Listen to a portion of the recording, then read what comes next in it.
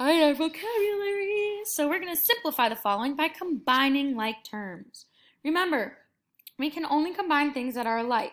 For example, if you have 10 xylophones and then you subtract 8 xylophones, you cannot add or subtract yogis, like yogurt. You can't do that. Those have to stay the same. Those have to stay away from each other.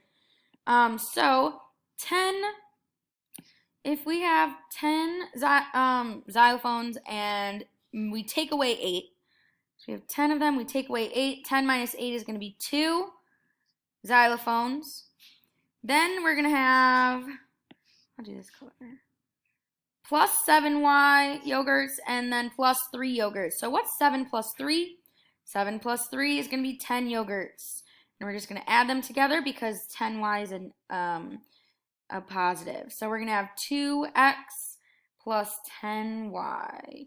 Whoop, there it is. 2x plus 10y. This purple one. And that's going to be it for our vocab. Great job.